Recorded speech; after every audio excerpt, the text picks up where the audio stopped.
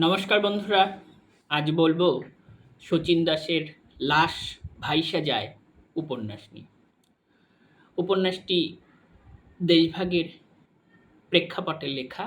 তার চেয়েও বড় কথা, 1946 সালের মুসলিম লীগ এর পাকিস্তান প্রস্তাব ঘোষণার পর যে দাঙ্গা লেগেছিল কলকাতা, নোয়াখালী এছাড়াও বিস্তীর্ণ অঞ্চলে, সেই দাঙ্গার যে বীভৎস জীবনচিত্র, সেই দাঙ্গায় পূর্ব বাংলার হিন্দু মুসলিমের মিলিত জনপদে কিভাবে হিন্দুদের আর বসবাসের উপযোগী স্থান রইল না, সেই প্রেক্ষাপটে লেখা। এটি উপন্যাস, কিন্তু সবচেয়ে বড় কথা এটি একটা ইতিহাস।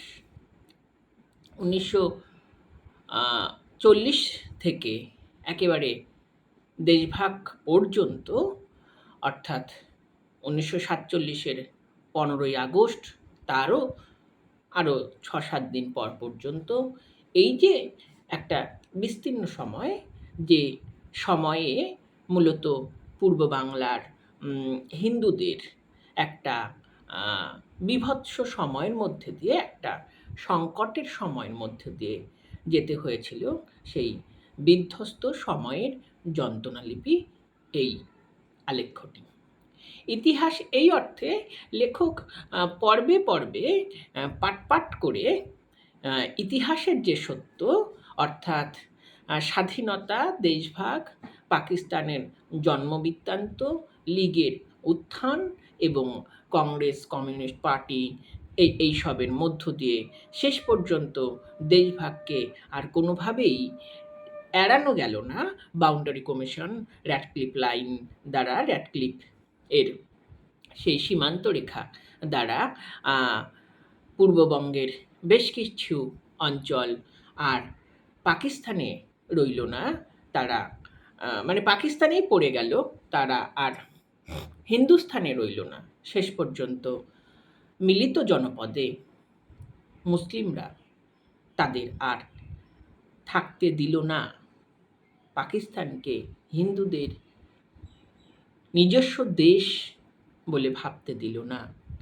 অবধারিত পরিণাম দেশত্যাগ, বলা ভালো ঘাড়ে ধাক্কা দিয়ে সেই স্বভূমি থেকে উৎপাটন করা হলো, তার একটা সুস্পষ্ট জীবনচিত্র লেখক এঁকেছেন।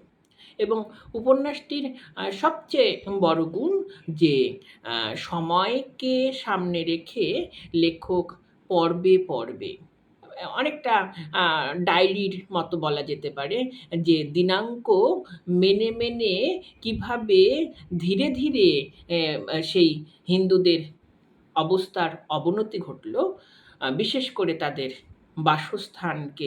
বাসস্থানের উপযোগী নিবাস আর পূর্ববঙ্গের বিস্তীর্ণ অঞ্চলে রইল না, লেখক সেটা বড় অদ্ভুতভাবে দেখিয়েছেন। উপন্যাসটির প্রেক্ষাপট নারায়ণগঞ্জ নামক অঞ্চল, হিন্দু মুসলিমের মিলিত বাসস্থান ছিল এবং সম্প্রীতি, শুভচিন্তা এবং পারস্পরিক মেলবন্ধনের মধ্য দিয়েই সেই জনপদ বেঁচেছিল। ধীরে ধীরে দাঙ্গা, দুর্ভিক্ষ, মন্বন্তর অতিক্রান্ত হতেই যে দেশভাগের একটা স্পষ্ট আভাস সেই জনপদে এসেছিল, তা সেখানকার যে বিত্তবান পরিবারের অধিকর্তা গিরিজা প্রসাদ, সে দেশভাগের আভাস শুনতে পেয়েছিল। পূর্ব বাংলার মুসলিমরা বেশিরভাগই ছিল প্রান্তিক চাষি, বর্গাদার, খেটে খাওয়া শ্রমিক মজুর, এবং গিরিজাপ্রসাদ জেনেছিল যে দেশভাগ হলে এদের কোনো উপকার হবে না, এরা সমাজের একেবারে নিচু তলার মানুষ, দাঙ্গায় এরাই প্রাণ দেবে এবং গিরিজাপ্রসাদ জমিদার বাড়ির সন্তান হলেও নিজের অতিরিক্ত সম্পদ সে রাখেনি, দান করে দিয়েছিল এবং কৃষিকাজের মধ্য দিয়ে মুসলিম নিচু তলার মানুষদের নিয়ে বেশ সুখে শান্তিতেই একটি জনপদ চলছিল। তার আগে বিহারের দাঙ্গা থেকে মুসলিম উৎখাত হয়ে পূর্ববঙ্গে গেছে। মুসলিম লীগ আত্মপ্রকাশ করেছে, মুসলিমদের ভুল ধারণায় ডুবিয়ে দেওয়া হয়েছে। কেউ কেউ লড়কে লেঙ্গে পাকিস্তান বা পাকিস্তানের জন্মের মধ্য দিয়ে মুসলিমদের নতুন ভূমি, স্বাধীন ভূমি গড়ে উঠবে, এই জীবন চিন্তায় আত্মমগ্ন হয়ে খুন, ধর্ষণ, ছিনিয়ে নেওয়া মিছিলে অবতীর্ণ হয়েছে। কিন্তু লেখক বারবার দেখাচ্ছেন যে সমস্ত মুসলিমই কিন্তু এই পাকিস্তান প্রস্তাবে ছিল না। বিহারের উৎখাত হওয়া মুসলিম জানতো যে পাকিস্তান বৃত্তান্ত সম্পূর্ণই ভুল। তাদের জন্য স্বাধীন দেশ হলেও তারা তেমন কিছু সুযোগ সুবিধা পাবে না। লীগ এবং যে মুসলিমরা লীগপন্থী, তারা এই মুসলিমদের বিরোধিতা করা শুরু করে এবং যে মুসলিম কংগ্রেস মতবাদে বিশ্বাসী ছিলেন, কংগ্রেসকে সমর্থন করতেন, লীগপন্থী মুসলিমরা তাদেরকেও হত্যা করেন। এইভাবে পৈশাচিক সময়ের যে বীভৎস স্বরলিপি বড় হয়ে উঠেছিল, লেখক তা পর্বে পর্বে দেখান। এবং দাঙ্গা কিভাবে, বিশেষ করে কলকাতার দাঙ্গা কিভাবে নোয়াখালীতে প্রভাব ফেলেছিল এবং নোয়াখালীর মুসলিমরা বিশেষ করে তার আশেপাশের অঞ্চলগুলিতে কিভাবে সমস্ত ধ্বংস করে দিতে উন্মত্ত হয়েছিল। যে মুসলিম এতকাল হিন্দুদের মধ্যে সম্মিলিত হয়েছিল, যে বন্ধু সেই আকি মুন বা এই জাতীয় নাম গৌরাঙ্গের সঙ্গে একসঙ্গে পড়াশোনা করেছিল, একসঙ্গে মিলিতভাবে থেকেছিল, লীগের উত্থান হতে হতেই তারা বিচ্ছিন্ন হয়ে যাচ্ছে এবং গিরিজাপ্রসাদ এবং গৌরাঙ্গের পিতারা খুন হয়ে যাচ্ছেন। যে মুসলিম এতকাল নিভৃতে ছিল, একটা শুদ্ধ জীবন চেতনায় ভেসেছিল, লীগের উত্থান হতে হতেই তারা কেমন বেপরোয়া হয়ে গেল এবং হিন্দুদেরকে কোনোভাবেই আর সেখানকার স্থায়ী বাসিন্দা ভাবতে দিল না। দেশভাগ হলো এবং হিন্দুদের ক্রমেই বক্র চক্ষুতে দেখা হলো এবং যে ইন্ডিয়া তাদের স্বভূমি, পাকিস্তান আর স্বভূমি নয়, এইটা তাদের মাথায় চাড়া দিল এবং ধর্ষণ, খুন, ছিনিয়ে নেওয়া, হিন্দুদের বয়কট করা, নদীঘাটে হিন্দুদের জন্য নৌকা না রাখা ইত্যাদির মধ্যে দিয়ে আর হিন্দুদেরকে বাসস্থান ভাবতে দেওয়া হলো না। তবে বারবার বলছি, সমস্ত মুসলিমই যে এর পক্ষে ছিল তা কিন্তু নয়। বহু মুসলিমই বুঝেছিল এটা ভুল। এতকাল যে জনবসতি একসঙ্গে ছিল, মিলিত অবস্থানে ছিল, তাদেরকে তাড়িয়ে দেওয়া হয়তো অন্যায় হবে, কিন্তু সেই সংখ্যাটা একেবারেই নগণ্য। যেমন সেই গৌরাঙ্গের বন্ধু যে পাশাপাশি পরিবারে মানুষ হয়েছে, মিলিত অবস্থানে বড় হয়েছে, জীবন চেতনায় ভেসে গেছে, সে গৌরাঙ্গের সঙ্গে ধীরে ধীরে বিচ্ছেদ ঘটানো শুরু করলো। গৌরাঙ্গ ভিন্ন ধর্মের মানুষ তা বুঝে গেল এবং গৌরাঙ্গদেরকে আর এদেশে থাকতে দেওয়া হবে না, দেওয়া উচিত নয়, সেটা বুঝতে সক্ষম হলো এবং লীগের মিছিলে সে কার্যকারী ভূমিকা নেওয়া শুরু করলো এবং গৌরাঙ্গ থেকে তার কাছে, আইনুলের কাছে, বন্ধুটির নাম আইনুল, বড় হয়ে উঠল বিহার থেকে আসা নবাগত মুসলিমরা। উপন্যাসটির নাম লাশ ভাইসা যায়। অজস্র লাশ পড়ে গেল। সরকার, পূর্ব পাকিস্তানের সরকার স্পষ্টত নীরব থাকল এবং এই গিরিজাপ্রসাদ, শিবনাথ, গৌরাঙ্গদের বক্তব্য সেই সময় সরকার যদি কার্যকরী ভূমিকা গ্রহণ করত তাহলে হয়তো এই দাঙ্গা এবং মৃত্যুকে এড়ানো যেত। কিন্তু সরকার নীরব থেকেছিল বা পরোক্ষে মুসলিমদেরই আরও ইন্ধন জুগিয়েছে। সেই প্রেক্ষাপটে নোয়াখালীতে একের পর এক লাশ পড়ে গেল। মৃত্যু মিছিলের মধ্য দিয়ে এগিয়ে যেতে থাকলো একটি জনপদ।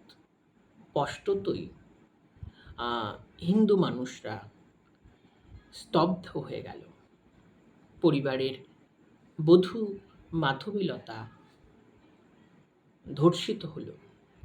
ধর্ষিত হয়েও বেঁচে ছিল, কিন্তু পরিবারের সকলেই গঞ্জনা এবং সামাজিক লাঞ্ছনার কারণে, বক্রচক্ষুর কারণে সে আত্মহত্যা করতে বাধ্য হলো।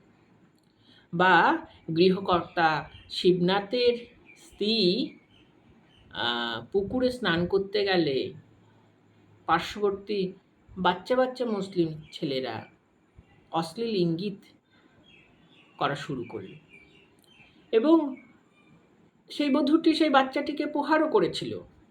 তার পিতা এসে সেই পুত্রের আচরণের প্রতিবাদ না করে এবং জানাচ্ছে, এটা কিন্তু এখন পাকিস্তান, এটা কিন্তু আর আপনাদের দেশ নয়, এখানে এইরকম আচরণ করা যাবে না। শিবনাথ সেই উকিল, এবং নতুন দেশে তো আইন কানুন বদলে যাচ্ছে, পুরাতন আইন কানুনে আর চলবে না, থানা প্রশাসন সব বদলে যাচ্ছে। প্রকাশ্য দিবালোকে সেই ব্যক্তিটিও খুন হয়ে গেল। যেখানে আইনের প্রহরী খুন হয়ে যায়, হিন্দুদের বয়কট করা হয়, হিন্দুদের বাড়ি পুড়িয়ে দেওয়া হয়, ছিনিয়ে নেওয়া হয়, হিন্দুদের দোকান দেখে দেখে পুড়িয়ে দেওয়া হয়, সেই দোকান পোড়াতে গিয়ে কিছু মুসলিমের দোকানও পুড়ে যায়। সেই অবস্থায় এই গৌরাঙ্গ এবং তার অভিভাবকদের মনে হয়েছিল যে আর বুঝি এপারে থাকা যাবে না।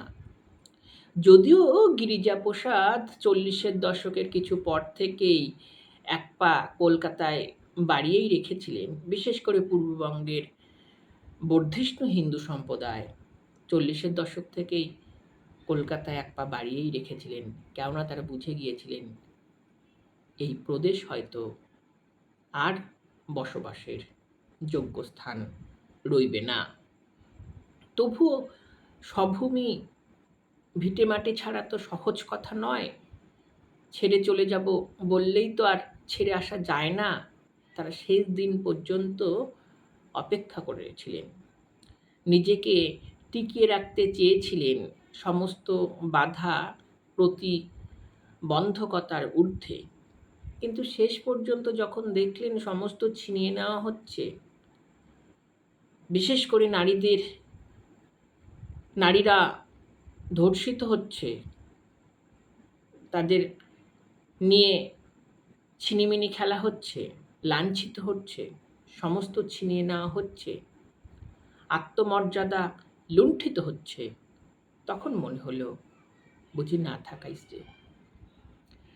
তবে লেখকের বড় দর্শন যে তিনি এই হিন্দু মুসলিমের বিভেদটাকে মিলিয়ে দিয়েছেন, ধর্মের ঊর্ধ্বে মানবিকতার জয়গান গেয়েছেন। এই গৌরাঙ্গ তার মুসলিম বন্ধু আইনুলের বোনের সঙ্গে প্রেম করত, আইনুলের এই আকিমুনের সঙ্গে প্রেম করত। আকিমুনের মাতা আনোয়ারা দেশভাগের বিরোধিতা করেছিল, এবং বাংলা উপন্যাসে আমরা দেখব বেশ কিছু মহিলা, বিশেষ করে মুসলিম মহিলা দেশভাগের বিরোধিতা করছেন। বহু মুসলিম বাংলা উপন্যাসে আমরা দেখব যে লীগের বিরোধিতা করছেন। সংখ্যাটা খুব কম, ফলস্বরূপ তারা সেই ব্যাপক গণজোয়ার মানে সন্ত্রাসের কাছে পেরে উঠতে পারেননি, কিন্তু কিছু একটা সংখ্যা ছিল। আনোয়ারা জানাচ্ছেন, যে জনপদ একসঙ্গে ছিল, যে পরিবারগুলি একসঙ্গে এতকাল দিন কাটিয়েছে, রাষ্ট্রীয় সত্যের কারণে ভিন্ন ধর্মের মানুষকে হয়তো পৃথক দৃষ্টিতে দেখা উচিত হবে না, কিন্তু দেশভাগ হয়েই গেল, আটকানো গেল না। এবং যখন লীগ দেশভাগের পর মুসলিম লীগ সেই পূর্ববঙ্গে বেপরোয়া হারে এই সন্ত্রাস, ক্রাইম, ধর্ষণ, ছিনিয়ে নেওয়া, লুট চালাচ্ছে, তখন আনোয়ারারও মনে হয়েছিল গৌরাঙ্গের সঙ্গে কন্যা যেন একটু দূরত্ব বজায় রাখে, কেননা পরিস্থিতি ভালো নয়। গৌরাঙ্গরা দেশ ত্যাগ করে চলে আসবেন, র্যাডক্লিফের ঘোষণা হয়ে গেছে, মানচিত্র ভাগ হয়ে গেছে, নোয়াখালী পাকিস্তানের মধ্যেই রয়ে গেছে, অর্থাৎ পূর্ববঙ্গেই রয়ে গেছে, এদিকে আসেনি। স্টিমারে উঠে তারা গোয়ালন্দে যাবেন, সেখান থেকে ট্রেনে করে কলকাতা। সেইখানে এই আকিমনও এসেছিল প্রেমের জোয়ারে ভেসে যেতে, গৌরাঙ্গের হাত ধরে পূর্ববঙ্গকে প্রত্যাখ্যান করে, দেশভাগের সত্যকে প্রত্যাখ্যান করে, ধর্মের সত্যকে উড়িয়ে দিয়ে প্রেমের জোয়ারে গোবিন্দর সঙ্গে সে লঞ্চে উঠে এসেছিল। স্টিমার এগিয়ে যাচ্ছে, উদ্দেশ্যহীন যাত্রা, ভিটেমাটি হারা, শিকড় বিচ্যুত ছিন্নমূল মানুষ নিজের ভূখণ্ড ত্যাগ করে নতুন ভূখণ্ডের দিকে যাত্রা করছে। এই যাত্রার কোনো দিক নেই, ইশারা নেই। নদীতে লাশও ভেসে যাচ্ছে, দাঙ্গায় ক্ষতবিক্ষত অজস্র লাশ নদীর উপর দিয়ে, সেই শীতলক্ষা নদীর উপর দিয়ে ভেসে যাচ্ছে। এই লাশ কোথায় গিয়ে পৌঁছবে আমরা জানি না, গৌরাঙ্গরাও জানে না তাদের কলকাতায় যাত্রা কেমন হবে, সেখানে গিয়ে উদ্বাস্তু নগরীতে তাদের বসবাস কেমন হবে। যদিও ব্যক্তি অভিজ্ঞতায় আমরা জানি, যেহেতু বিত্তবান পরিবার, তাই খুব বেশি অসুবিধা হয়নি, কেননা 40-এর দশক থেকেই গৌরাঙ্গ কলকাতায় পরীক্ষা দিয়ে চাকরি পেয়ে গিয়েছিল, কিন্তু তার উদ্দেশ্য ছিল ভালো করে পড়াশোনা করে, ঢাকা বিশ্ববিদ্যালয়ে পড়াশোনা করে বিশ্ববিদ্যালয়, মহাবিদ্যালয়ে পড়ানো, এই জাতীয়। কিন্তু শেষ পর্যন্ত সে পাশও করেছিল, কিন্তু ত্যাগ করতে হলো।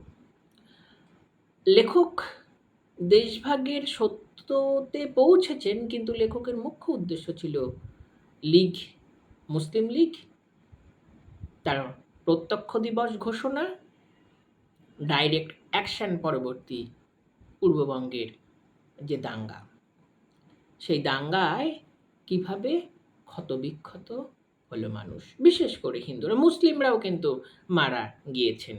সেই লগনদেও নামক এক মুসলিম, যে বিহার থেকে উৎখাত হয়ে গিয়েছিল, সেও দাঙ্গায় বলি হয়েছেন, লীগের বিরোধিতা করেছিলেন সে।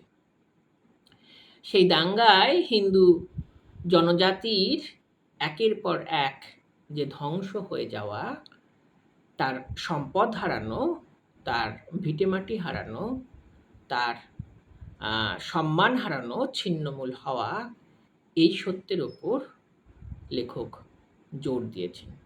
এবং উপন্যাসের গঠনটা ভারী চমৎকার, বিস্তৃত পরিসরে লেখক খুব স্থিমিত গতিতে পর্বে পর্বে দেখাচ্ছেন যে ভাঙনটা কোথা থেকে ধরলো, মানে দুই জনজাতির, মিলিত জনজাতির ভাঙনটা কোথা থেকে ধরলো এবং কোন পর্বে এসে তা ত্বরান্বিত হলো, এবং এই ভাঙনের মধ্যে কোন সত্য ছিল আর কোন সত্য থেকে মানুষের মধ্যে বিচ্ছেদের বাজনা বেজে গেল।